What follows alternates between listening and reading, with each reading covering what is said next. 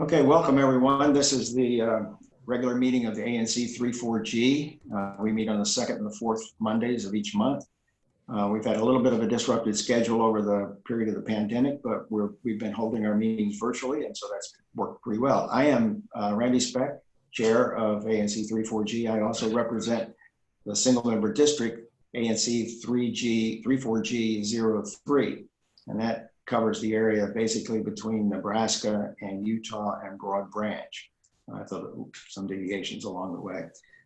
For the other commissioners who are here, let's introduce them. Abe, you want to go next?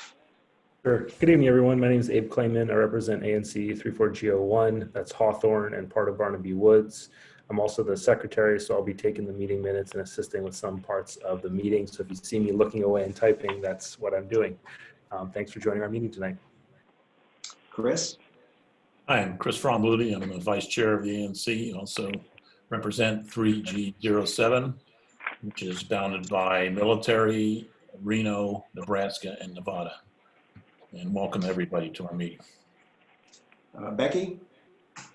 Hello, I'm Rebecca Madak. I'm 340G04. I go from Utah on one side to Broad Branch, to Nebraska Morrison on the other side, to roughly Tennyson Street. I jig and jag a little bit there, but I have Lafayette Elementary School and Park in my district. And Jerry. Good evening, all. Jerry Mallett, 3G05. That's basically from Chevy Chase Circle down to Military and across to Broad Branch. Okay, so we have a quorum tonight and can conduct business. And the first order of business is to adopt our agenda, which has been posted on our website and on various listservs and next door. And are there any modifications or changes anyone wants to make to the agenda? Nope. Okay, all those in favor of adopting the agenda, say aye. Aye. Okay, 5-0, okay. Just as a way of introduction to our meeting, we've held several of these virtual meetings now and are becoming a little bit more routine. But we really want to encourage community participation in the meetings, but at the same time, conduct an orderly meeting and not get distracted too much. We've got a lot of material to cover tonight, particularly, and we've tried to keep our Zoom meetings shorter since there becomes a fatigue factor after about an hour. As Commissioner Clayman indicated, he will be assisting tonight, and if you have comments or questions, particularly questions, please put them in the Q&A function. The chat function is not going to be used, and Abe will then review those and call them to our attention so that we can then either recognize the person to speak, or he can just relay the question to us or the comment, whatever it is. As with all of our meetings, we're recording the meeting, and so it will be recorded and then placed on our YouTube channel tomorrow. So that they'll be available for everyone. Okay, anyone else have anything by way of introduction before we get to announcements? Okay, I have several announcemements. Shanda's having a hard time getting in. Do you see that? I can figure it out with her. Okay, all right. Okay. I did send she's going to call in. All right. All right. The first announcement is with regard to the Metro Transit Police Review Panel. My phone is now going crazy with those texts too. So let me turn the volume off on that so we don't get disrupted any further. Okay, the Metro Transit Police Review Panel stems, I guess, initially from the hearings that were held last February. That was an oversight hearing for WMATA. And there were a number of complaints. I was there at that hearing, and there were a number of complaints about the performance of the Metro Transit Police. And that, coupled with all of the recent events looking at police activities, has led the Metro Board to create the Metro Transit Police Investigations Review Panel. which is going to be an independent advisory board that can recommend changes in training and policies. And the board's charge to this panel initially is to focus on an area-wide review of equity matters. So it's right in the wheelhouse of a lot of things that we're all concerned about right now. There will be a 7-member panel, and it consists of 4 members of the general public, 1 from each of the jurisdictions, Maryland, Virginia, and the district. And they will be appointed by the board, and any member of the community with an interest in serving is welcome to apply. And applications will be accepted through July 31st, and we'll include a website link where you can apply for that if you're interested in it. I see Shanda's joined us. Shanda, you want to introduce yourself? Yes. Hi, everyone. Sorry, I was having some technical difficulties. I'm Shanda Tuck Garfield from ANC3 and I'm on the part of the district that's nearest to Oregon Avenue and Utah, and includes St. John's College High School and the Episcopal School. Thanks. Okay, we're in the midst of our announcements now, Shanda. The second announcement I have is also related to WMATA. It's with regard to the bus turnaround, which we've had a number of meetings about that bus turnaround over many, many years. And the last presentation that was made, it was in last November. And it was reported then that they were expected to begin construction in July of 2020. So I asked them what the status of that was, since we're now in July. They said it was going to be completed. Back in November, they said everything would be completed by December. But the latest report is that the contract was advertised on May 1st. They received bids on June 10th.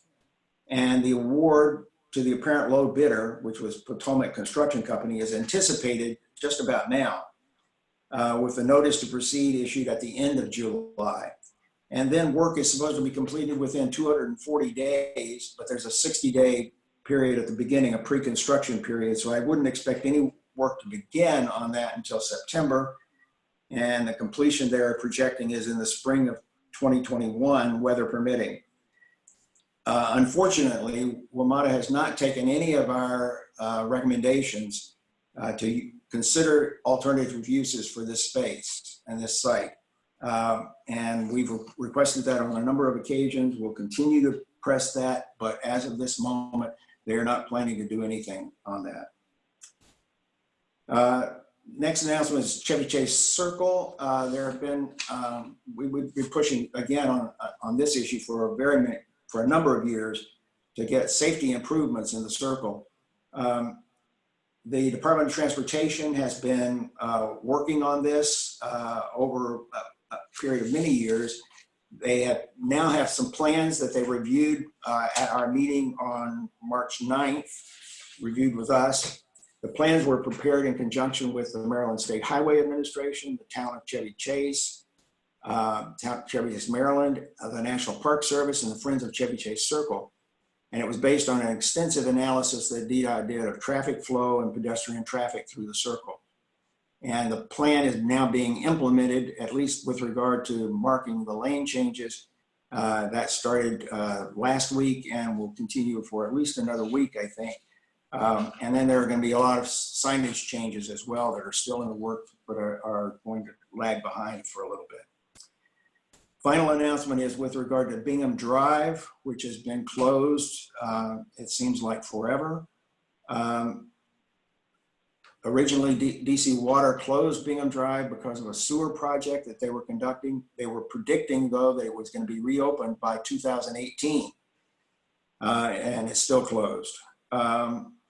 On July 13th, today, the DC Water project manager reported to me that he had had a meeting on July 1st with the National Park Service and with the Department of Energy and the Environment, and he believes that they have a path forward. They are anticipating giving a 30% design review to the National Park Service and the Department of Energy for their review. And after that review, they'll proceed to the final design which he said shouldn't take too long after that, with the goal of trying to complete the restoration before the closure of that segment of Oregon Avenue, which is scheduled to begin in the second quarter of 2021. So we're still a way away from getting a resolution on opening Bingham Drive. It's not been crucial right now because Beach Drive has also been closed due to pandemic. And so there hasn't been that much need for that traffic, but whenever Beach Drive opens again, and particularly if Oregon Avenue is closed, we're probably going to need that again. Okay, those are all my announcements. Anyone else have announcements? Abe?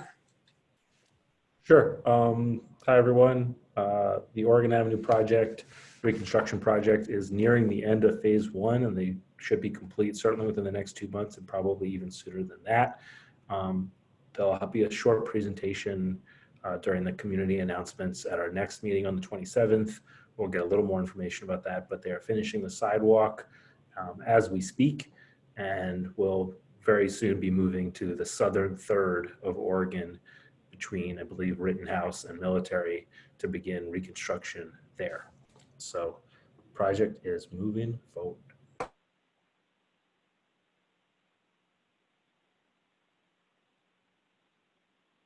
Randy, you're on mute. Any announcements, Chris? Yeah, let me just briefly say that the troubled project on the corner of Jocelyn Street and Connecticut Avenue actually got some positive press about a week and a half or so ago. The building is going up very quickly, and it's one of the first buildings in DC to use prefabricated wall and window panels.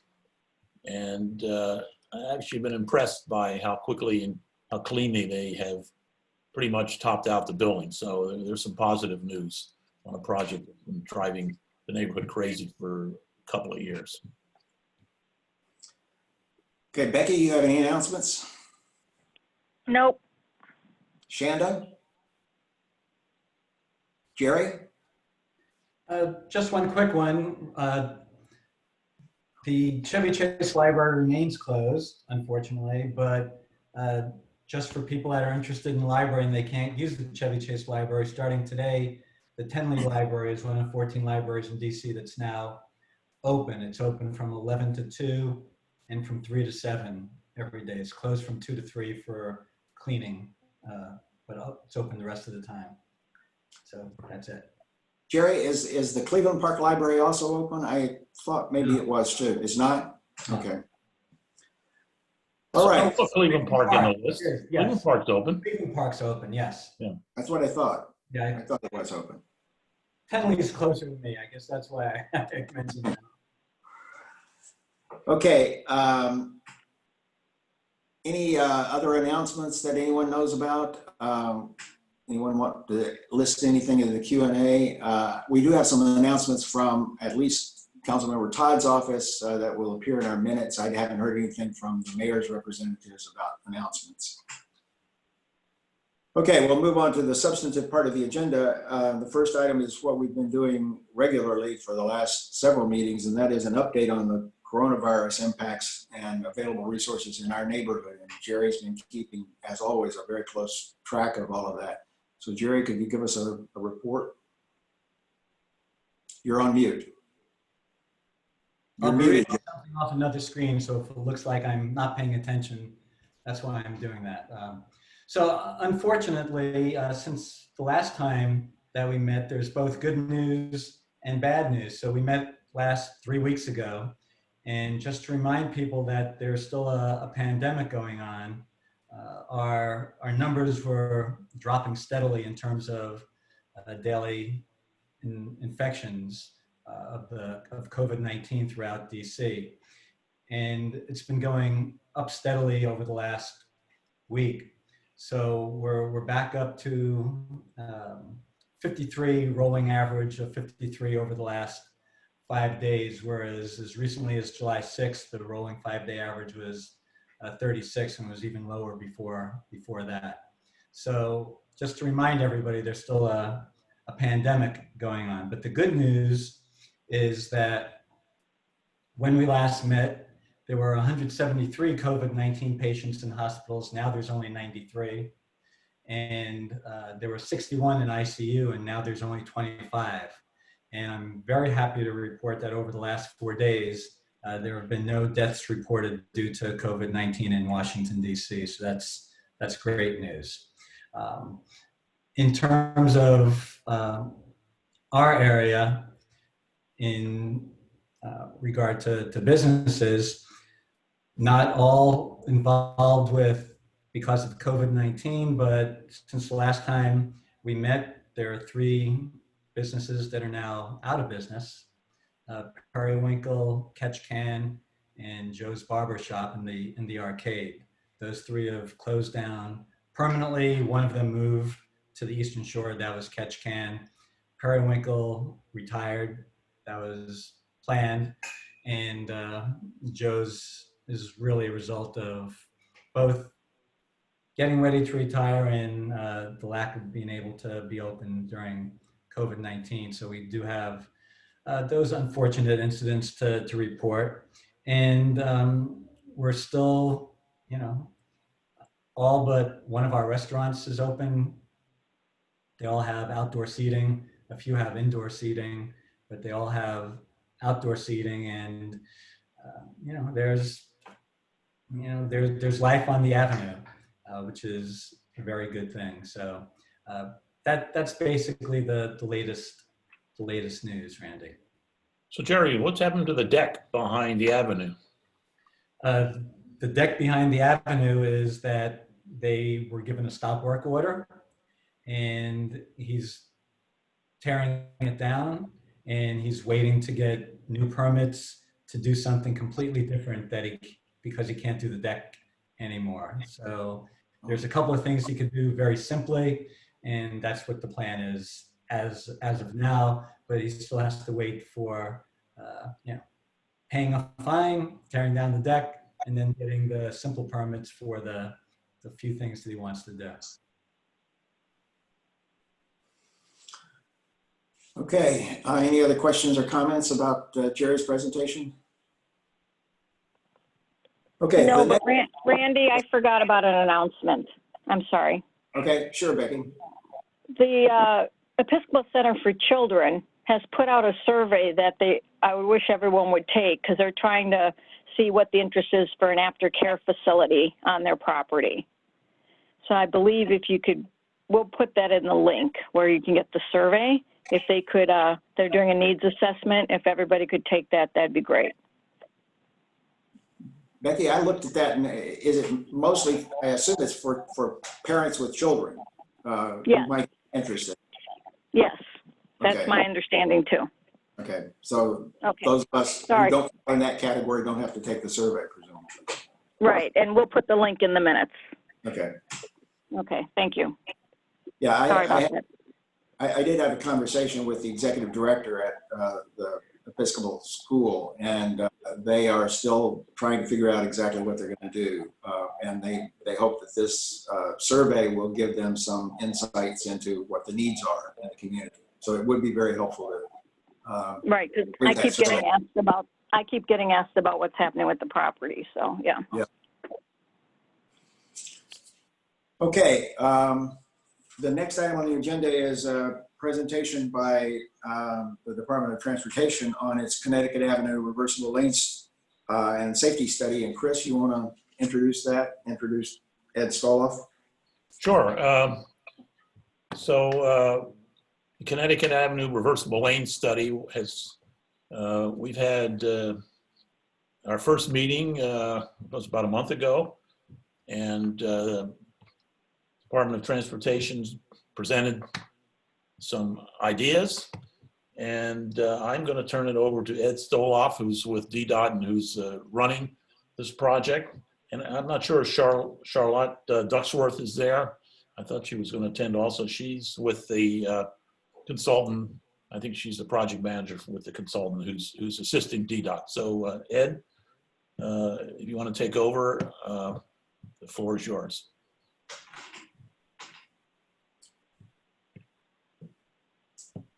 I'm not sure how we can get. Can you hear me, Chris? Yeah, I hear you. I got you. Yes, we hear you. Okay, I'm not familiar with the Zoom a whole lot. Okay, We should be able to put up your presentation, and Abe's going to be doing that. okay, Abe's going to put up the presentation? Okay. Yes. Yep, I'll do that right now. And Cynthia Lynn is here also from DDOT. Okay. And I believe Sabrina's here from Community. She'll be taking some notes tonight. Okay. Okay, Ed, should Sabrina and Miss Lynn, should they present as well? Because I can enable them to be able to talk. If you could enable Cynthia, she'll be presenting as well. We'll be tag team. Okay, got it. Okay, let me get a presentation. Okay, speak up if this looks bad. Okay, can you, should I start? Yes. Yes. Okay, thank you. All right, well, thank you all for allowing DDOT to be here tonight. We're going to try to do this very quickly, about 12 minutes if we can of presentation, and then the second half of our presentation to answer questions and to get any comments you have. We have many more slides than we can present, but we'll leave this with you, and you can contact us after the after tonight and ask a more detailed questions. We'll be glad to work with you on that. So let's go to slide 3. How's that? Let's start out with slide 3. The purpose of the study is really threefold. One, to reduce vehicle crashes, improve safety for all modes. We want to consider a protected bicycle lane and assess the feasibility of removing the reversible lanes. Next slide. The next 2 slides really give you some project background. If you see on the top of the slide, ANC3 on October 22nd, 2018, provided a resolution in support of the reversible lane study. There's been a whole host of other studies over the past, I guess, 17 years since 2003. I'm not going to go over these now, but if you go to the next slide, you'll see an additional set of studies that have been done all the way back to the year 2003. So there's been pedestrian studies, there's been studies of the reversible lane in partial, there's been bicycle studies. So this study really represents, trying to represent a comprehensive multimodal study of Connecticut Avenue. Next slide. The project study area is 2.7 miles. It starts from Legation Street to the north and ends at Calvert Street to the south. Our secondary study area goes as far as Wisconsin Avenue, Broad Branch Road, DuPont Circle, and Western Avenue. Next slide. Cynthia is going to start with slide 7. Great, thanks, Ed. This kind of outlines the project life cycle a little bit. We have spent the last couple months on data collection and analysis, and we're on the concept development and screening portion of our study at this point. In general, the first phase of the study is around 9 months, and the second phase is going to be 6 months long, and that is dependent on if we find that NEPA requirements are needed based on the removal of the reversible lane, if that's recommended. Next slide, please. Throughout the duration of the project, DDOT and the project team have engaged lots of internal and external stakeholders.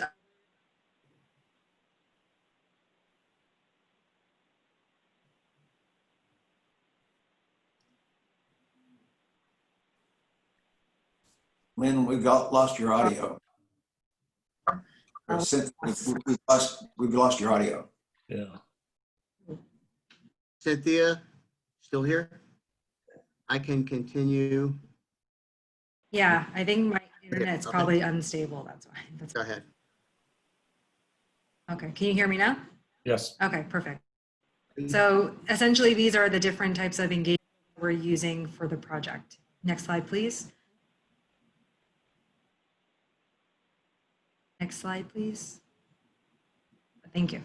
So these are the community engagement advisory committee members. It was on the last slide, but essentially in July timeframe, we had our second CAC meeting back in June.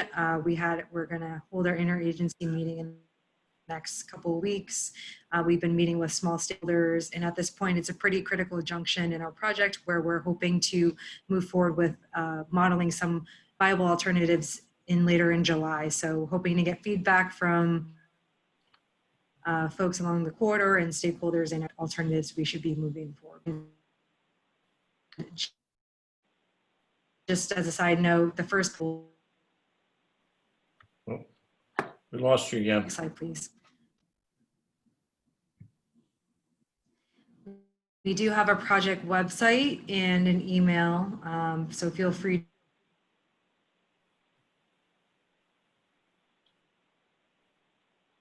Anybody hearing this?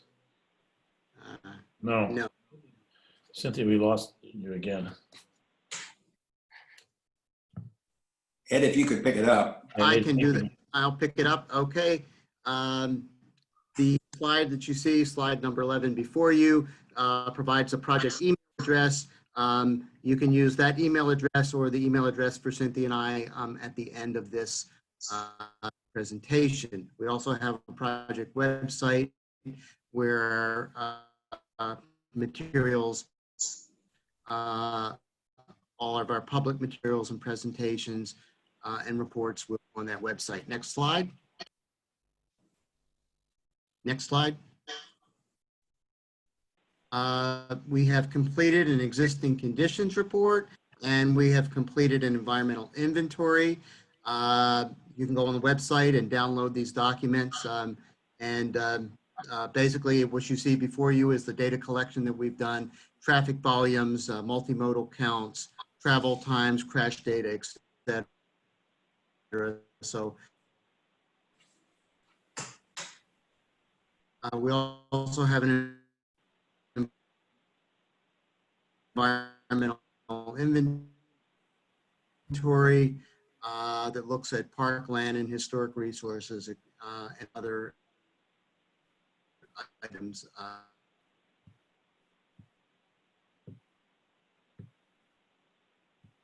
Did we lose Ed, or is it just me? Oh, Ed, we've lost you now too. I don't hear anything. I think our connection is not very good. Yeah, the connection is going in and out. Can you go on to the next slide? Sure. I hope you can hear me. This is a map of the average daily traffic counts. As you can see, we have around 30,000 vehicles per day on Connecticut Avenue. Next slide.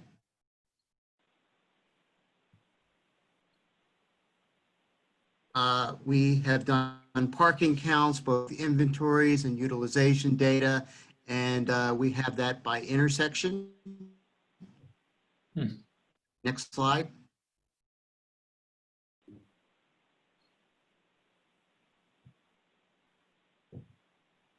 Next slide. This is a safety and a crash analysis. Can you all hear me? Yes. I hope. Okay. The message, the takeaway from this is that we have 15% of the time we have the reversible lanes in operation, but roughly 44% of the accidents occur during the reversible lane time period. Next slide. Next slide. We're going to go very quickly into the concepts. Next slide. And this is the existing conditions. I think everyone knows that. 4 lanes inbound, 2 lanes outbound in the morning, and the reverse during the afternoon. The off-peak condition, 2 lanes in each direction with parking on the east and west sides of Connecticut Avenue. Next slide. We will look at a no-build concept, basically enhancing the signage and markings, both the sign position, condition, location, height, and content. We'll look at signal operations improvement, potentially turn restrictions, access management, and pedestrian improvements. Next slide. We have 4 build concepts, concept A, B, C, and D. Again, we're running at about 9 minutes, so let me take around 3 or 4 minutes to go over our 4 concepts, and then we can try to open it up to questions. The first concept A retains 2 reversible lanes, so we're not eliminating those in concept A. It does provide for a protected bicycle lane, both on the east and west sides of the street. In this concept, there is no off-peak period parking. Issues to address here are parking, loading, and the bus and any bus-bike conflicts. Next slide. Concept B removes both reversible lanes. There is no protected bicycle lane in this option, and we do include off-peak period parking similar to what we have today. If you look at the lane usage, you see 3 travel lanes in each direction during the AM and PM peak periods. So it's consistent in the morning and afternoon, 3 lanes inbound, 3 lanes outbound. And let's go on to concept C. Concept C removes both reversible lanes. It does provide a protected bicycle lane.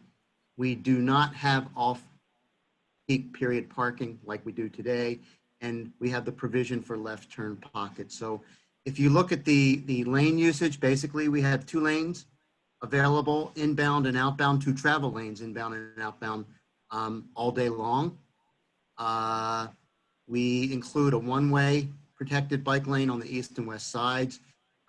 It's a 5-foot protected bicycle lane with basically a 6-inch to 4-foot buffer. So it's a variable buffer. We could include left turn pockets here or put a median in if we wanted to do that. And we could accommodate floating bus islands in this instance. Next slide. We have a rendering. And this is new. It's not totally done yet, but it gives you a little bit of a concept for what a bicycle lane along Connecticut Avenue might look like. You can see in the foreground there is something that would kind of a platform where buses and bikes would meet, and that would provide, that's called a Zikla bus stop, and that would provide safety for buses and bicycles here. So you can see the number of lanes in concept C. So it's 2 lanes, roughly 2 lanes in each direction. Next slide. And this is the last alternative. And we're coming up to 11 minutes, so we're doing well, I think. We're removing. Oh, we lost you, Ed.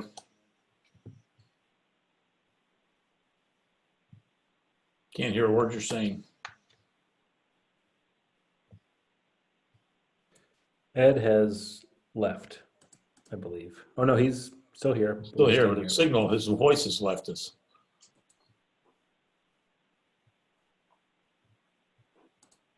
Is Cynthia still on, or? I just Well, if you want, I can tell allowed Cynthia to talk, or you there. Yeah. I mean, I can tell you what this is. This Okay. basically puts the bike lane on both bike lanes on one side of the street. So you get an 8-foot bike lane and a 2-foot buffer, and then you have 1 reversible lane. So in the rush hour direction in the morning, you have 3 lanes inbound, 2 lanes outbound, the opposite in PM, and off peak, you get parking on one side of the street and 2 lanes each way.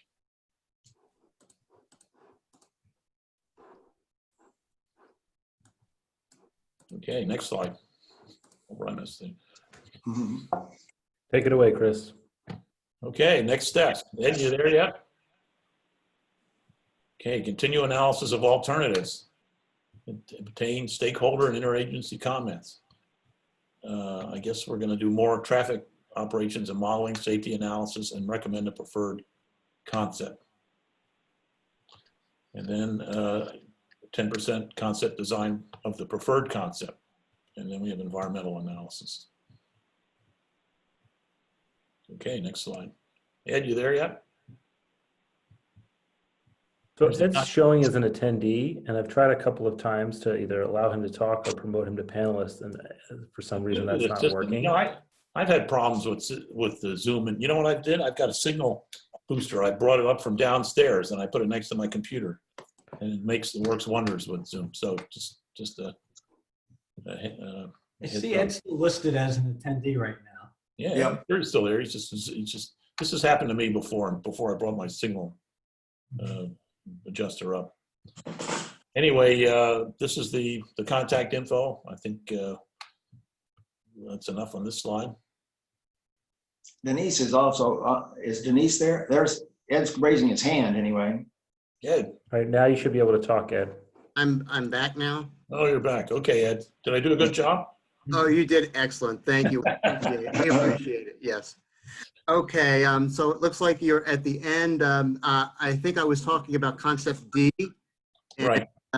So you saw the protected bicycle lane on the west side of the street there. Right. Yeah.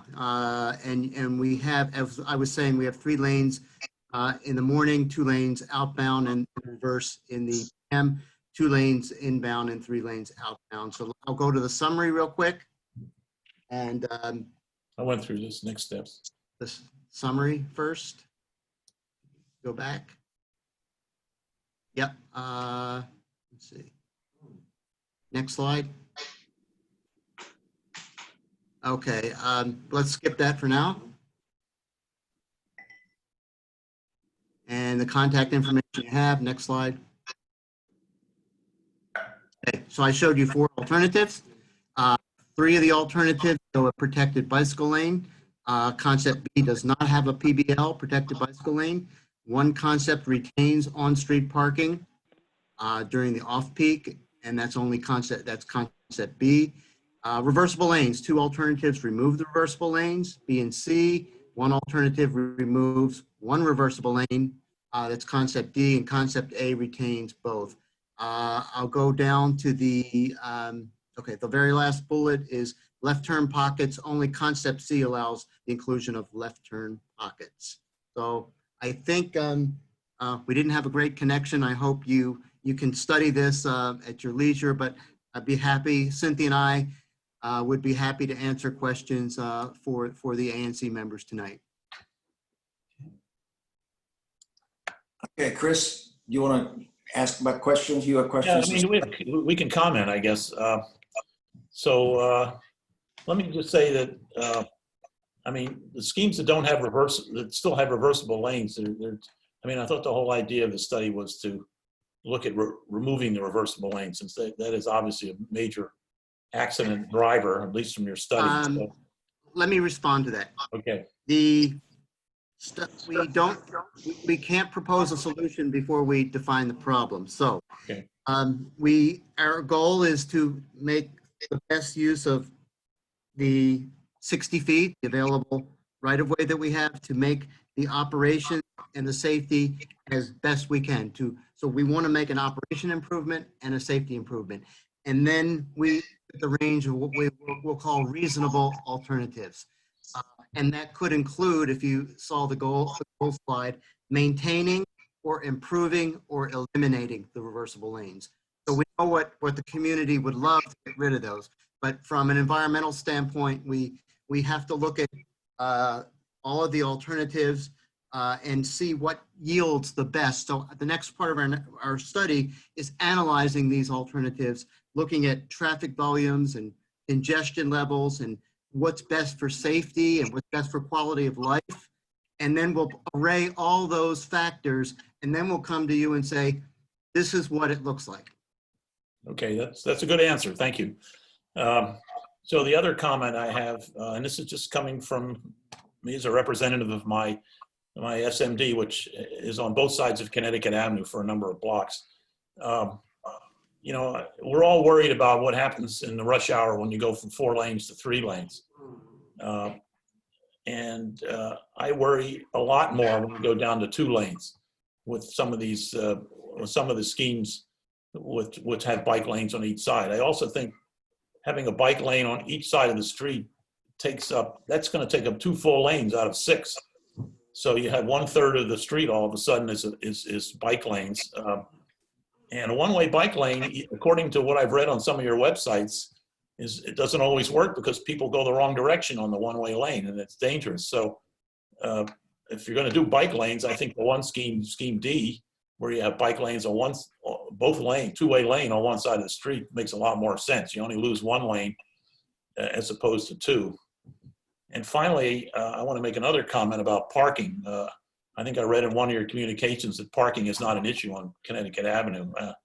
I beg to differ with you on that. I mean, by eliminating parking on both sides of Connecticut on as many of these schemes do, I think it's going to cause all kinds of problems in the neighborhood. I mean, when you eliminate parking, you eliminate loading. So what's going to happen when a truck stops and has to unload in front of a restaurant or a store? I mean, you just can't dismiss that by saying it's not a big deal on Connecticut Avenue. I think it is a big deal.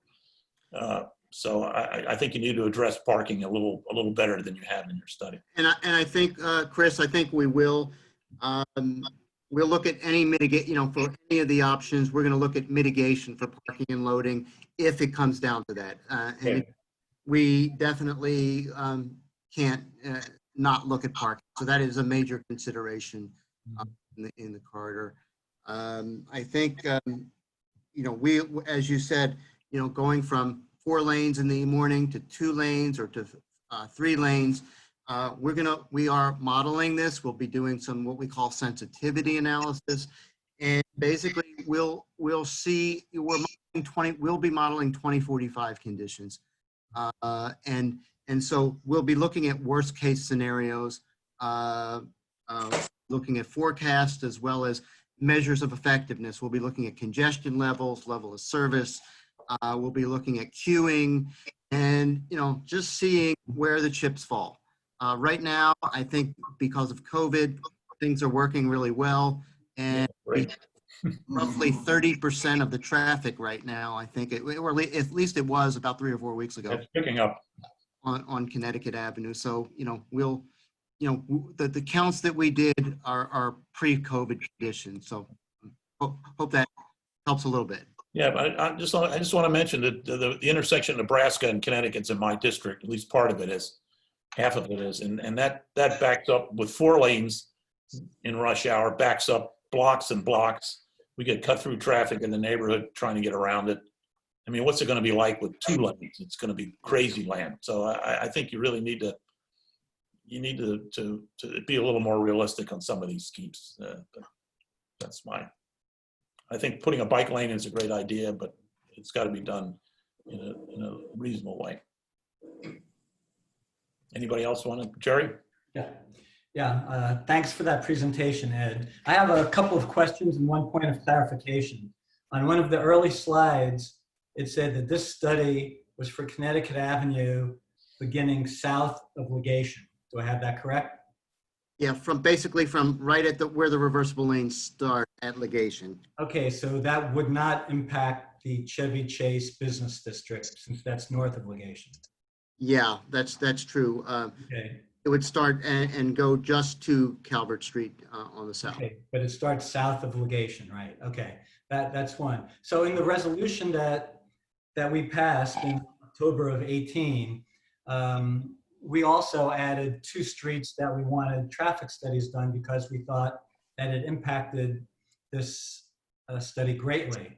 One was Nevada Avenue. I saw that you had Broad Branch, but you didn't have Nevada. Nevada potentially has more traffic than Broad Branch. It's a wider street. More cars seem to use it as I'm walking around all the time. And the other big one is Military Road. As you know, currently, Military Road is one lane in each direction. And during rush hour, the light on Connecticut is somewhere between 75 and 90 seconds for Connecticut Avenue traffic. And during that time, eastbound traffic on Military backs up to beyond the Chevy Chase Parkway. So any work that you're going to do or potentially do on Connecticut Avenue is going to adversely impact what's already a bad situation on Military Road. And that wasn't one of the roads that I saw in your traffic study. So I would urge you to look at military, to look at Nevada, and to start doing some timing sequences for the traffic light situation on military, as people are mostly turning left as they're going eastbound from military onto Connecticut Avenue. Okay. Thank you, Jerry. Anybody else? Randy? Yeah, Ed, I've given you, I'm not going to go over all the comments that I gave to your group. I do think I had some concerns about some of the existing conditions analysis, that it didn't necessarily your conclusions didn't necessarily flow from the data. And I'd like to look at the data a little bit more. But one of the things I'm particularly interested in is how you're going to predict, as you said, out to 2045. I'm not sure we can predict what it's going to be in 2021. And I'm particularly concerned about what kind of assumptions you're making with regard to the traffic post COVID-19. Sure. Because that's going to be it seems to me it would be a very crucial data point. And if Chris is correct, and I think he is, that certainly with pre-COVID traffic, it's going to be a nightmare, with a lot of these potential alternatives. But maybe you've got some insight into what it's going to look like after COVID-19. Yeah, I don't have a crystal ball for post COVID-19. I think none of us really do. But I can tell you what the models use as far as how we predict, 20 years into the future. Because we try to look at like a worst case build condition. We use the MWCOG, the Metropolitan Washington Council of Governments, what they call their forecasting methodology. And basically it takes the land use of the region. It takes DC's, the District of Columbia's land use and zoning, and it takes the zoning of all of the adjacent jurisdictions. And so there's employment, and there are residential units that basically the region agrees to for the next 20 years. And that's the input to the traffic model. And I'll be able to tell you, for example, if 25 people are turning left at an intersection today, we might say that there's 75 people going to turn left at that same intersection, in 2045. Now, models, as we all know, just like they're predicting with, in the COVID modeling, it's suspect to whatever assumptions you make. But we, can let anyone know what the assumptions we're making, because it's the forecast, it's the regional forecasting model that everybody agrees to. So be glad to work with you on that. I'm interested to look at that a little more carefully. Sure. Chris, you want to wrap it up? We're close to the end of the Yeah, I time. think we're done. I have one question, Yeah. and there's also two Yeah. questions in the chat if we have time for them. I'll make mine brief. Ed, I've read a fair amount of reporting about people in bike lanes having lots of interruptions along the way because something is blocking the bike lane. Can you talk a little bit about what DDOT could do in this project to prevent that, and the three alternatives or three concepts that have bike lanes? Can you clarify that a little bit when you say blocking? I think I read something that it said per mile of bike lane, there's like 50 interruptions to the cyclist's path, either because of a vehicle or some other, in some other object in the way, or parking. I'm not exactly sure of the details of it, but I'm just curious what DDOT could do in this project to ensure that people who are traveling by bike can do so smoothly. I don't have that answer, but I'll be glad to follow up with you, Abe, and talk to our bicycle specialist and have that answer for you shortly. Okay, and then do we have time for one quick audience question? Sure. Why does the project start? This is from James, and I apologize, James, we're not going to have time for your second question, but why does the project start at Legation rather than Chevy Chase Circle? Sure. The way it was conceived is that we're looking at about 25 or 27 signalized intersections along Connecticut Avenue. And it was conceived that we would basically look at the operations of the intersections where the reversible lane begins. I know there's been a few comments that have been generated both at the CAC meeting and others that say, why haven't you looked at starting the lanes just south of Chevy Chase Circle? And I can only tell you at this point, we're looking at least the operations, how the operations would be affected if we, moved or changed the reversible lane system from Legation south. I think that's a conversation that may come up in the future, and we'll have to look at that if there's a propensity of desire to go a little bit north. But right now the study is focused on the operations of the intersections and to see whether they work or they don't work, because that's what we want to find out. Is Connecticut Avenue going to work if we change the lane usage or not? So Ed, thank you very much for your presentation. Let me just have one little comment on ending at Legation. I noticed in your presentation today, there were quite a lot of accidents that happened in Legation in Connecticut. And there's no signal there, there's nothing there. The only thing that happens there is that the lanes change from one system to another system. So there's obviously a problem just pretending that you have this artificial cutoff in the middle of a street that really continues all the way to Chevy Chase Circle. So I would consider extending your study to the circle.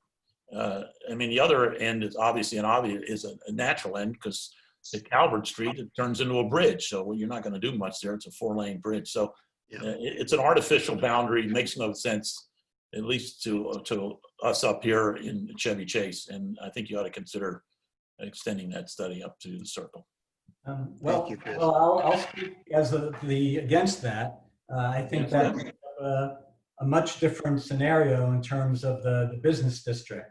And I think there are a lot of other things that need to be taken into consideration when you start extending it from Legation to Chevy Chase Circle. And two of the things that people have talked about for a long time is, one is putting a traffic signal at Legation for just the reason that you mentioned with accidents. And I couldn't see the traffic stats, but I would bet that there's a lot at Chevy Chase Parkway in Connecticut where it's almost a blind turn for some people as they're coming on Chevy Chase Parkway, turning left onto Connecticut Avenue, because that's a two-way stop sign, people on both sides of Connecticut Avenue, and that too is a problem. So I would urge you to look at the traffic and the light considerations for those intersections. And I believe I saw in one of the 2015 studies, Legation and Connecticut Avenue was looked at before. And so I'll do some investigating for you and find out what that recommendation was and if anything was ever implemented. Okay, Let me just, Commissioner Malice, I beg to differ with you on this. I don't see that there's that much difference between our commercial district and the one in Van Ness and the one in Cleveland Park and the one down at Calvert Street. So, I mean, it affects one, it affects the other fairly equally. And I'm not saying that we want to extend necessarily, we may decide not to extend the bike lanes or whatever we're doing to Connecticut Avenue. We may stop it in Nebraska. I mean, yeah, your study may have a number of different things, but it should think about whatever you're proposing. And like I say, if things don't work out, we could potentially select a no build alternative. And that, as we say, would be looking at the signs and the markings and the visibility and some pedestrian improvements. But we wouldn't go as far as changing the reversible lane system or putting in a bike lane. So, everything's on the table at this point. Right. We'll come back to you with our analysis of impacts and both positive and negative. And, we'll get your comments again at that point. Does anybody else have anything else to say? Ed, we very much appreciate your presentation. I think it's been instructive to the ANC. Cynthia, we're sorry we couldn't hear you, but thank you very much to both of you. And thank you for allowing us to make the presentation. You're welcome. See, Thank you, Ed. Thank we you. appreciate Thanks, it. Thank Cynthia. you. Thanks, Ed and Christina. Good night. Night. Good night. Okay, we do need to move on to our next item on the agenda, which is one that's very timely and very important, and that's how we're going to conduct the elections in November. Just a little bit of background before I introduce the presenters from the Board of Elections. After the June 2nd primary and the difficulties that were experienced, both with mail-in absentee ballots and with in-person voting that at a reduced number of polling places, the commission passed a resolution on June 8th. And we were urging the board to consider sending ballots, mail-in ballots to every registered voter. And we presented that not only to the board, but also to the council. The council then held a roundtable hearing on June 19th to discuss the board's performance and its plans for November. And then I was very appreciative that the board had a meeting with ANC commissioners on June 29th to get our feedback on the June 2nd primary and the steps that they were proposing for safe voting in November. And I invited the board members to be present tonight and to talk to us. And the chair, Michael Bennett, is here. And Abe, if you could recognize Chair Bennett, we'll let him tell us what's going to happen in November.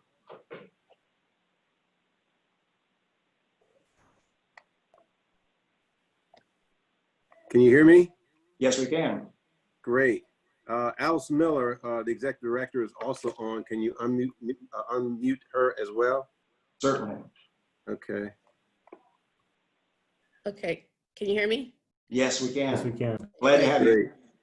Yeah, she needs to be unmuted because she's a smart one. So let me at least thank you for giving us an opportunity to be here, and thanks for engaging with us early on. One of the things that's important to us is to always engage with the community to try and make sure that we have a sense of what's going on and what's going to work with regard to voting in each election.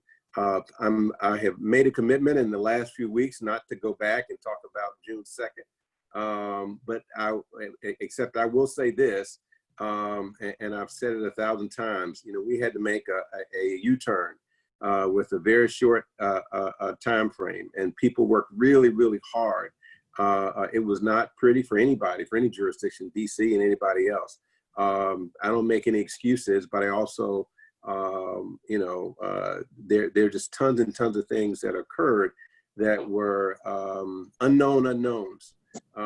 And so going into November, we have a lot of unknowns, but we have a lot of known unknowns. So we are, really working to try and make sure that we do a number of things to make sure that November is effective and smooth. It is,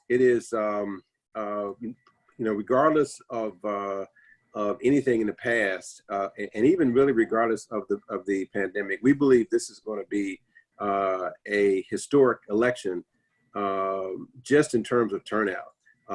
I predict that we're going to have double the turnout that we even had in June. And June was the largest turnout we've had, even in the midst of this pandemic, largest turnout we've had in over 10 years. So I would not be surprised at all if our turnout was double and even more what is normal. So with that in mind, we're looking at a number of things that are different than we have done before, partly in light of the pandemic, but also in light of just what I think is our new circumstances. We are having a special meeting that'll be announced either tonight or tomorrow morning on Friday. I believe it's at 1 o'clock, where we are going to discuss two things as a board. And one is vote by mail, and the other is, of which we'll take an official vote, and the other will be vote centers. And so preliminarily, what we've been talking about and what most people have recommended, including yourselves, I believe your letter indicated this, was that we'll be considering a complete vote by mail, i.e. sending a ballot to everybody. The process of no excuse absentee ballots was fine, and I don't think I would have made a different decision at this point, although hindsight's 20/20.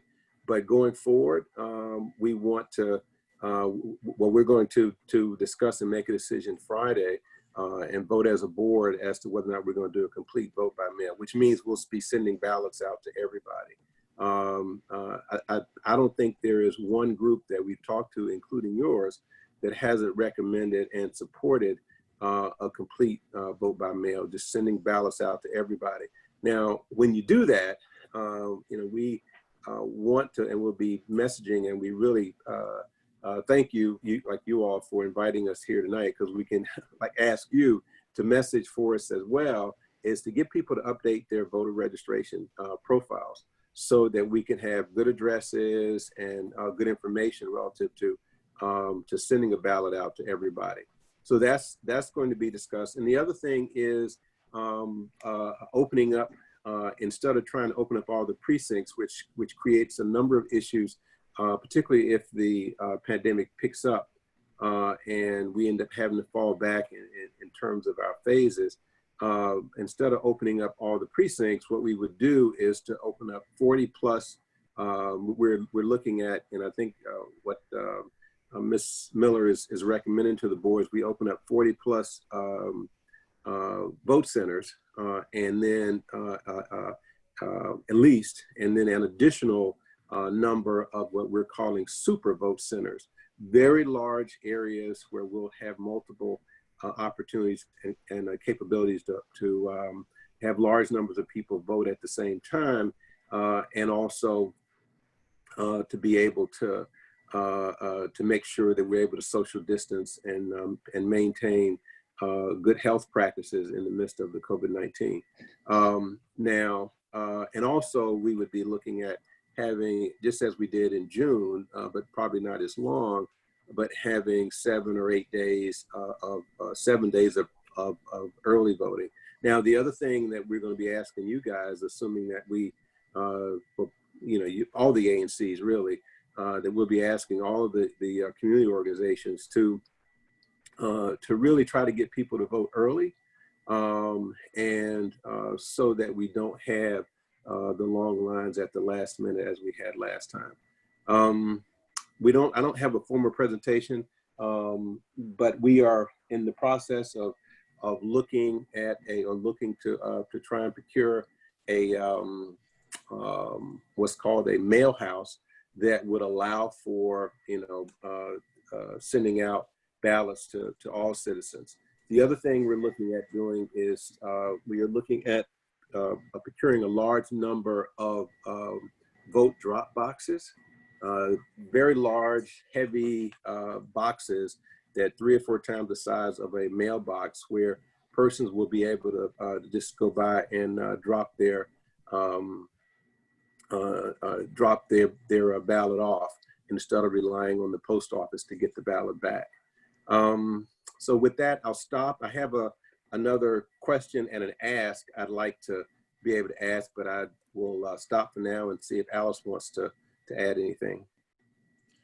Yeah, so thank you, as the chairman has said, for inviting us to speak with you. We hope that our message helps, and of course that you all are able to spread it to your constituents so that we're all on the same page with this, and we look forward to your support and any suggestions that you may have as we move forward.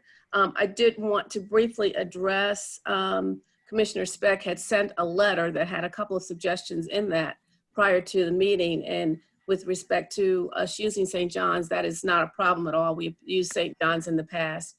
St. John's is on the list, as a matter of fact, to be used as a vote center. So we'll move forward in that direction. We're happy that you support that. You had some questions regarding the seniors, and I can say that you must be channeling us, because we're already in the process of providing the nursing homes with a list of registered voters that we have. And we plan to schedule conference calls and virtual meetings with all of the nursing homes to discuss their needs and to obtain their feedback. So we're working toward that end as well. And, we can definitely, take your suggestions and move forward on that with the nursing homes throughout the city.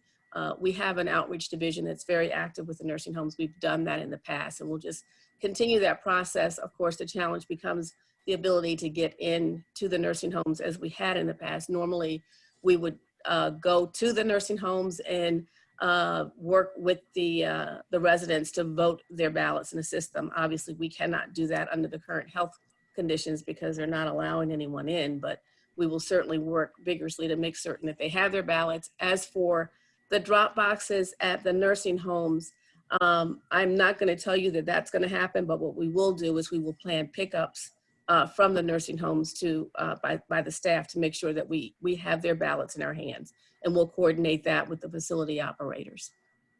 So that's just a roundabout from what the chairman has said. I think he's put everything else out there. We're looking for vote centers. As I said, if you have any suggestions, we really truly are looking for these super duper vote centers that can accommodate large numbers of people, like arena style. And if you have any suggestions on that, we'd be happy to have them so we can move forward and try to see those venues.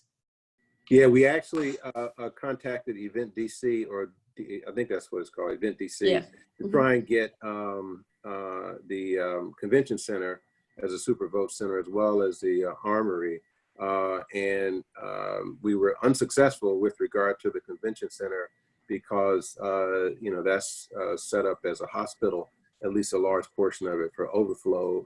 If we have another kick up, or, things turn around with regard to the COVID-19 infections. And also the Armory is the National Guard has been relatively active and they are not interested in sharing their space with us.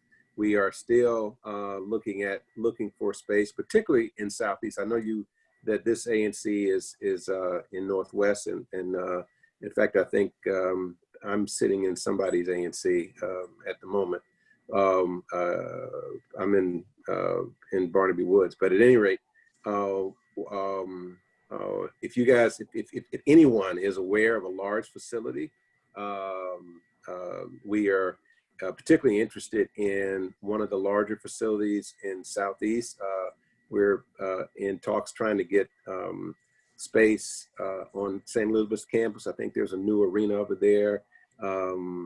We are also looking for additional space in, and I know this is Ward 3 and 4, but if you know anybody or any of your colleagues in 7 and 8, we are on the lookout for large spaces there. Of the 40 vote centers, 40 plus vote centers, by the way, we want to try and lean heavily in Wards 7 and 8. And that's primarily because for some reason or another, the vote by mail hasn't been very successful in those two wards. So, we're trying to make sure that everybody has an opportunity to walk in, and if they need to, we'd rather not, but we want to make sure everybody has an opportunity to vote, in the most convenient way possible. But, and then the other thing I wanted to ask is, we're trying to hire, we need to hire over 4,000 people for October and November. For the polls. So we ask that you put out in your networks a request for people to apply for jobs. The application's online at DCBOE, and the more applications, the better off we are. So I'll stop, and if you got questions, comments, please. Okay, I just got one question or comment on what Ms. Miller was saying about the senior retirement communities. The ones we're working with most closely at Knollwood and Ingleside are not strictly nursing homes per se. They've got a lot of independent living facilities too. Yeah, And we're so, working with the senior. I said nursing homes, but I mean the senior facilities as well. Well, they are ready, willing, and able to organize the voters in those communities to, first of all, get up-to-date registration information, and then to help collect the ballots in whatever way is appropriate to make sure that they can get picked up appropriately by the Board of Elections and get counted ultimately. So we can work very closely with the board and those communities. I've had a number of contacts with them already, and there's some point people there who are ready and willing to help out on this. So just let us know what we can do. Well, all you need to do is just to email us the contact, the information of those contact persons, like with yourself, and we'll make sure that Melissa, what's Melissa's last name? Alexander. Melissa M. Alexander at dcboe.org. She will be coordinating with our seniors. Okay. M. Alexander at dcboe.org. And look for her to use you guys for assistance. Okay. That's her job. All right. That's great to have a pull everyone in as you can, so that maybe there's something that you all may be able to help us with. Our staff is very small, as you know. Right. We try to coordinate this. So we will definitely, she will definitely look forward. And as I said, they are working now. That we were at Knollwood, and we have a coordinator up there, but we certainly need you all to help, integrate that. So we're grateful for that. Okay, Chris, you had a question? Yeah, I just have a comment. I love voting by mail, but with the problems we've been having with the Postal Service, I mean, how do you deal with the fact that a certain percentage of the people are just not going to get their voter card, and then a certain percentage of the voter cards that are mailed back to you guys are not going to arrive? I mean, I can't tell you since COVID-19 happened how many letters and checks I've mailed to people have not arrived, have just disappeared. And the second thing, I would recommend maybe UDC as a place in Ward 3. It's convenient to the Connecticut Avenue bus. It's convenient to the Metro. It would, they must have a large space that you can use, but how do you address the mail? They absolutely do, and UDC is already on our list. We're working with them right now. They've already given us the okay for that. So I just love with great minds think alike. Yes, UDC is already checked off. So What do you do about the mail? Yeah, can I address that if you don't mind?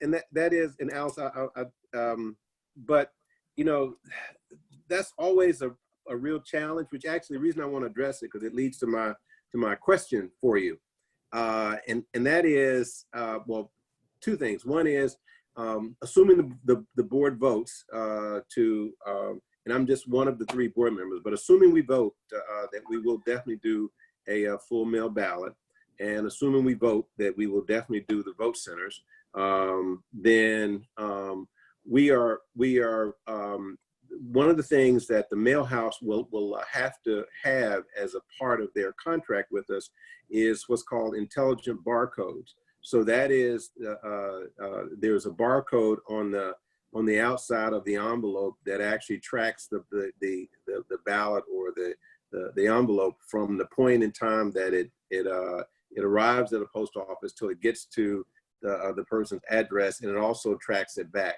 Now that makes it better from a tracking perspective, but it doesn't eliminate the issue completely. And so we get that, but that's the other reason why we want to have a lot of drop boxes, or as many as we can, so that when you complete your ballot, if you don't want to drop it in the mailbox, then there'd be a number of drop boxes that we place in strategic locations that you could go drop it there.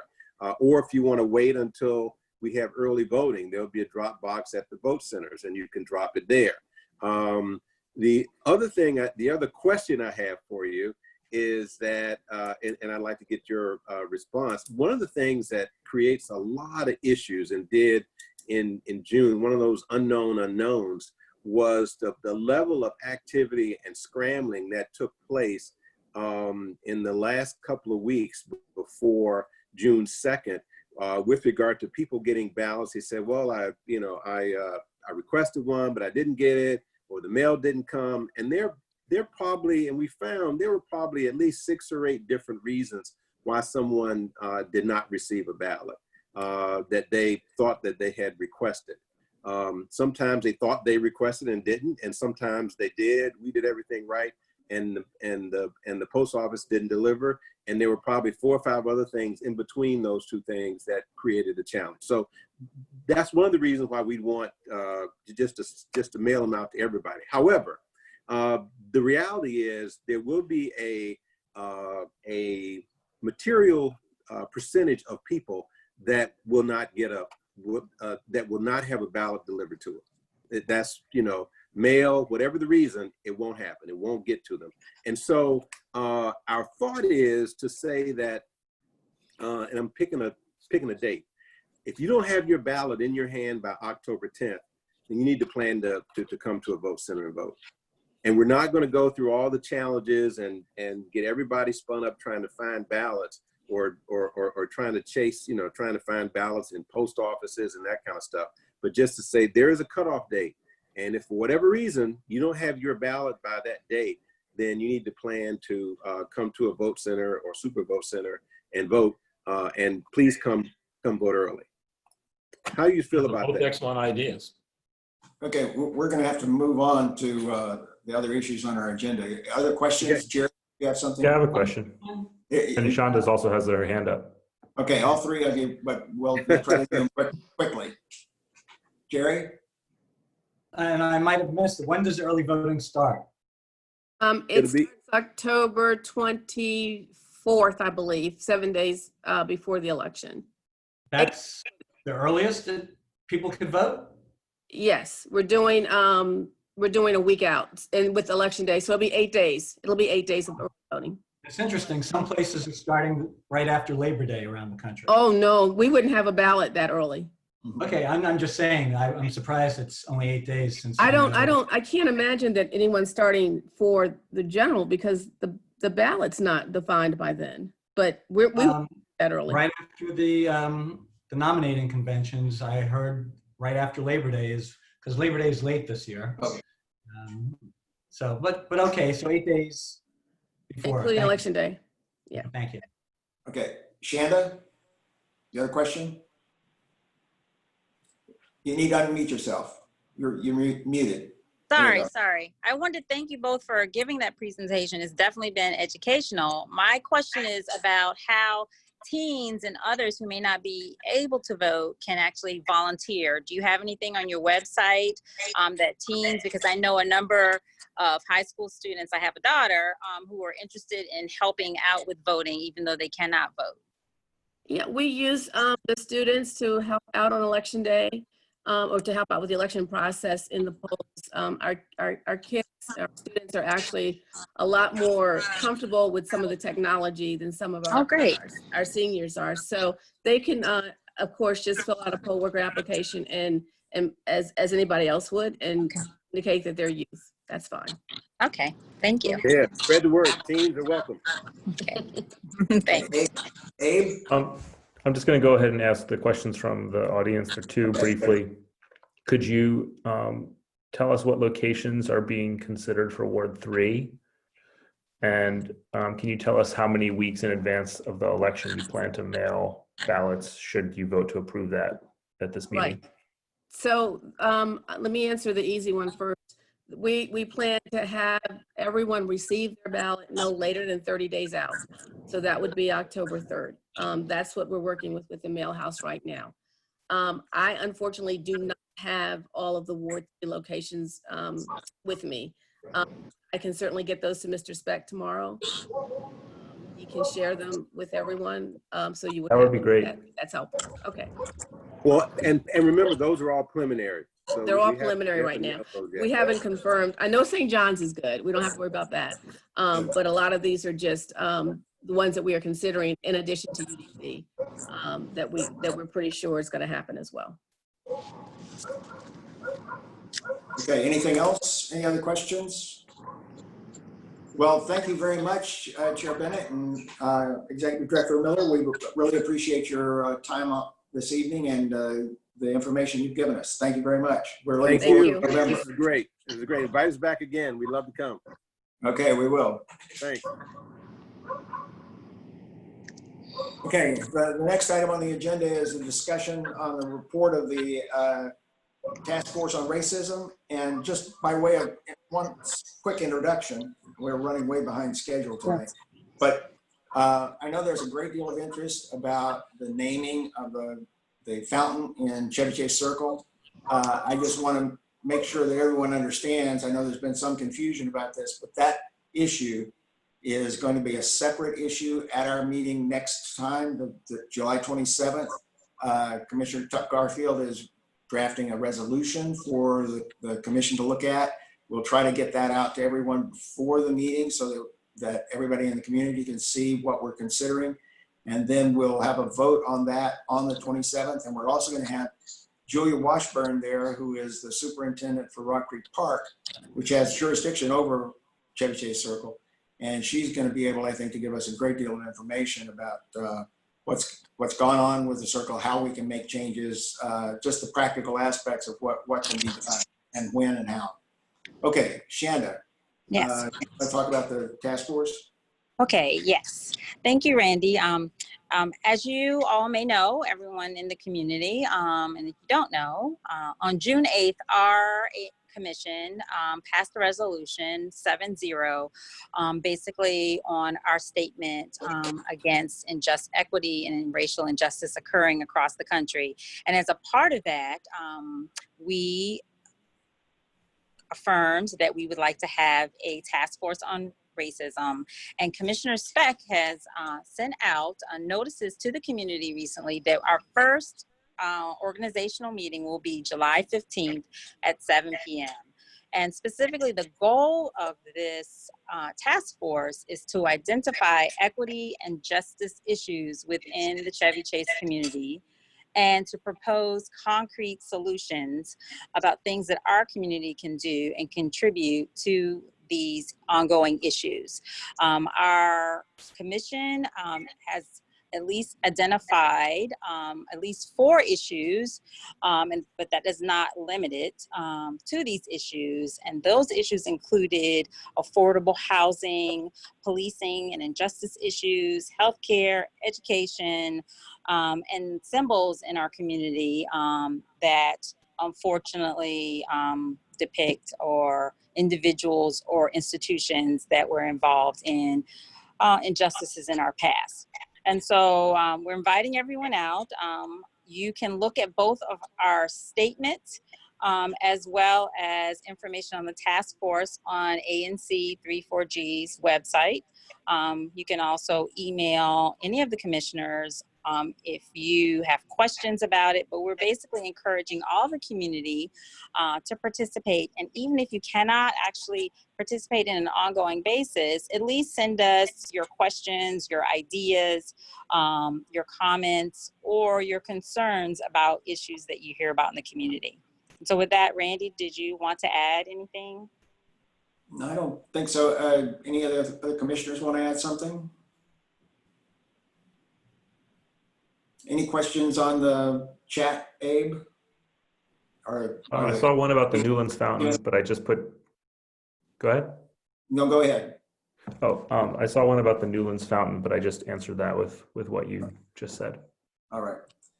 Yeah, we're definitely going to address that issue and deal with it in a very comprehensive and I hope acceptable way to everyone. We'll see what we can pull off. Mm-hmm. Okay. No other comments from anyone, any attendees on that topic? Raise your hand if you want to comment. Gary Thompson. Abe, you want to recognize Gary, former commissioner? Yeah, you're on and you should be able to talk.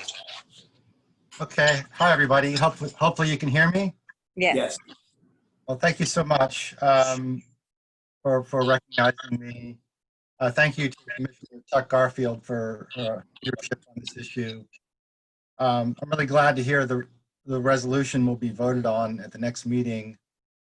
There's been some concern that there might be some sort of procedural motion to defer the resolution or fold it into the task force process and sort of kick the can down the road. And I'm glad to hear that's not going to happen, that the resolution will be voted on. And I think it's important because I think our constituents really want some action on this. They want broader ANC leadership. But it's my understanding there's something like 1,500 signatures on a petition right now for you all to take action and pass the resolution. And quite a few Gary, if I could, I don't want to cut you off, but we are going to discuss that at some length next meeting, and we're running way behind schedule tonight. So if you've got something that you want to comment about with regard to the task force and the task force work, we're definitely going to deal with that. We're not kicking it down the road. Yes. It's going to come up at the next meeting, but the time to discuss that is on the 27th. Okay. Okay, thank you, Gary. Thank you, Gary. Thank you. Okay, the last substantive item on our agenda. Anybody else have any other comments about the task force? Anyone else? Okay, I'm just going to give a brief report on the district's fiscal 2021 budget as it affects our neighborhood, because there were a number of things that were very specific to our neighborhood that are included in the budget. On July 6th, the council passed the budget on first reading, and there are a number of places that we'll have in our minutes with the materials that they passed and some of the supporting materials, the report from the committee on the whole. The key things that affect our community are probably about 3 or 4. The first is the commission recommended in its testimony at the council that we approved back on May 19th. We recommended that Councilmember Che or the council add $150,000 to the budget for the Office of Planning to prepare a small area plan. This has been part of our comprehensive plan task force recommendations, and then our resolution from the commission that small area plan was a key component of moving forward with addressing a number of issues related to affordable housing and a lot of other things on the Connecticut Avenue corridor. And Councilmember Che was able to get $150,000 in the budget for that planning activity, which will take place next year, beginning in October, actually. And that we're really going to have to concentrate a lot of effort on that. I think $150,000 is adequate to do the job, but that's going to be a very important step for the community. Community is going to be very involved in that process. Secondly, Councilmember Che has also gotten $200,000 as a startup grant for the Chevy Chase Main Street. There are several other main streets along Connecticut Avenue. This is basically a way to organize the businesses and the community around the businesses for development of those areas. And we already have main streets at Van Ness and at Cleveland Park, and maybe one other along Connecticut Avenue. So Jerry, did I miss one? Woodley Park, Lover Park, Woodley Park, Park, and Henley. Actually. Right. So we would just be raised up to the same level as these other main streets along Connecticut Avenue. And there's $200,000 to get that started off the ground. And then finally, with regard to the community center and the library, which we've been very interested in for a very long time, we recommended in our testimony that we gave to the council that now that the library has proposed a modernization and new library, that we ought to combine those two projects, the community center and the library. And we urged, the library money was not until fiscal year 2024. We urged moving that up in order to mesh it with the community center project. The budget does not do that moving it up as we suggested. Instead, they postponed the community center. And it's right now, the money is deferred from the community center to 2024, so that the library and the community center will be in sync. I am assured from Councilmember Shea's office that this is not necessarily written in stone after this year's budget, that we can revisit this, but that this gives us an opportunity to use the small area plan and incorporate the community center and the library into that small area plan without having already decided what we're going to do on the community center and the library. So I think that's actually probably a fairly good timing if we can, in subsequent budgets, perhaps move that up to 2023 or even 2022 to begin the planning for that. I thought it was very significant that this is not in a public document yet, but I understand that it's going to be included in the budget materials when it's ultimately passed. And this will be the description of the community center's modernization or renovation. And it's gonna, I'm just gonna read it. It's fairly brief. The community center is located on a site also occupied by the Chevy Chase Library. Both buildings stand at the gateway to the district on Connecticut Avenue near the border with Maryland. The Office of Planning is in its final submission of the revised comprehensive plan to the council, has called for increased density along that corridor of Connecticut Avenue. In response, ANC3 in budget testimony before numerous committees of the council has called for a small area plan that considers the need for more affordable housing, in part co-located on the site of the library and community center, while also preserving the neighborhood's hallmark livability and ensuring that new development has a compatible scale, function, and character with the surrounding structures. The redevelopment of the community center should therefore occur simultaneously with the redevelopment of the library, and both projects, done in tandem, should reflect community interests and planning choices adopted in the small area plan. Given that the small area plan funded in the fiscal year 21 budget must be informed by the revisions to the comprehensive plan, which has not yet been adopted by the council, funding should be delayed until funding is available for the redevelopment of the library, but no later than fiscal year 2024. I thought that language was particularly helpful and supportive of the positions that our commission has taken.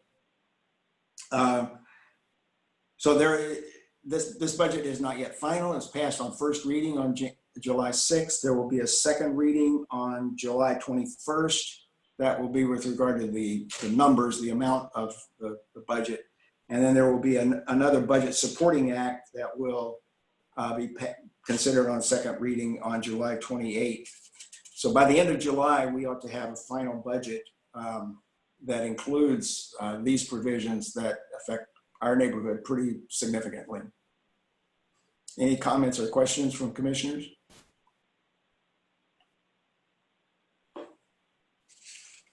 Just my always request, Randy, if you can send me your notes at the end of this meeting, because I want to make sure we get all those numbers into the I've got some minutes so links. people who aren't here can see it.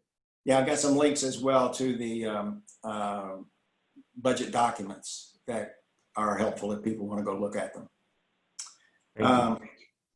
Again, I want to give a lot of thanks to Councilmember Shea's office. I know they worked very hard to get this money. Some of the money actually comes from Councilmember Shea's committee that she found money that she could reallocate to the Office of Planning or to the Main Street, Chevy Chase Main Street.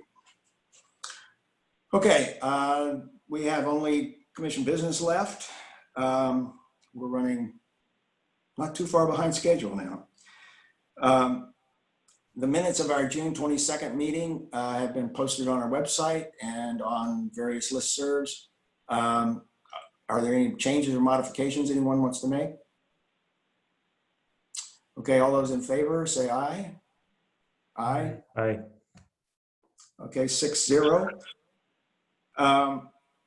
There's one check.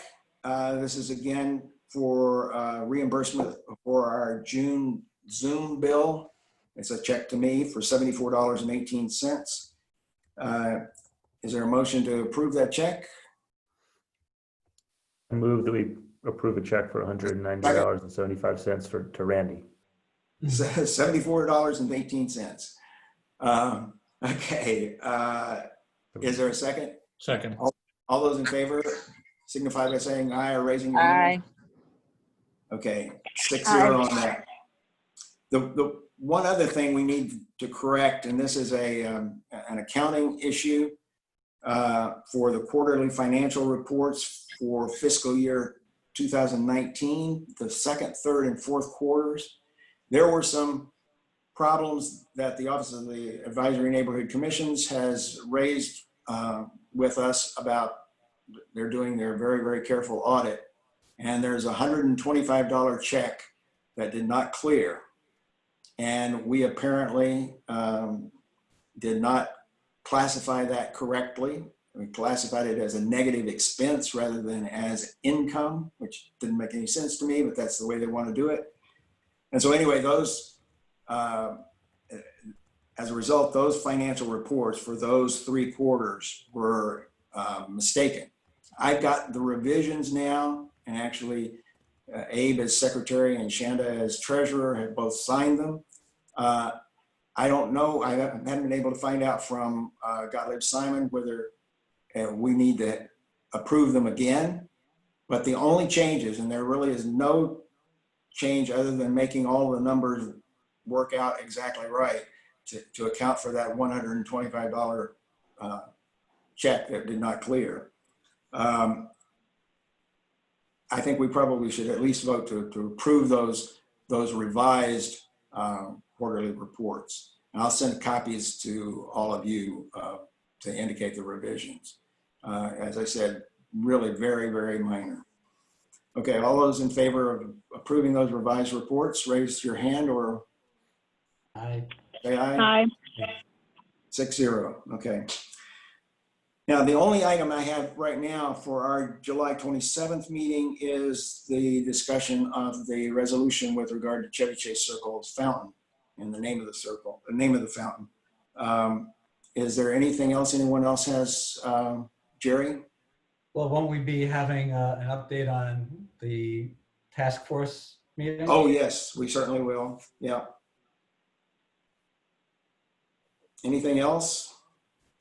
I think it might be worthwhile to have Jam Kendrick from the Oregon Avenue Project having it be on the agenda as potentially the first item rather than just be a community announcement.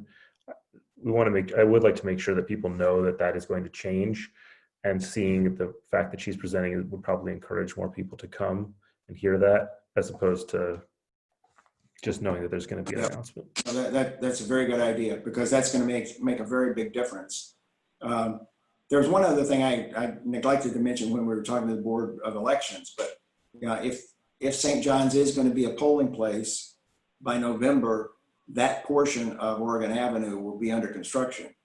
Now, they have assured us that St. John's would always have access. You'd still be able to access the parking lot, but we need to anticipate that there's going to be a heavier than usual traffic for that week before the election.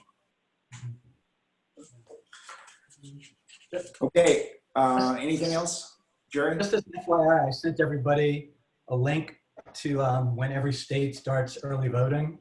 And several states start September 18th. Pennsylvania starts as early as September 13th. Wow. Not by date, but by 45 days before the election or 50 days before the election. That's when they start. So Right. I was off by a few days, but not too much. And I have one question. Where do we stand on the grant that we tentatively awarded? Oh, good question. Good question. At the end of last week, I finally got the okay from Gottlieb Simon to do it. Now I'm just finalizing the application so that it satisfies all the things that Gottlieb said we had to do. But we should be able to do that very quickly. And then I'll just need somebody else to sign the check too. I've got the checkbook now, so I can make the check out to them. Very good. Thanks. Randy, I'm happy to come by just about any afternoon. Okay. So yeah, you can visit with your daughter here too, as you did this afternoon. you can get a great civic education. Right. Okay, well, thanks to everyone who attended tonight. We really appreciate your being here, and we look forward to seeing you on the 27th and at our task force meeting on Wednesday too. Okay. Thank you. Go on. Bye.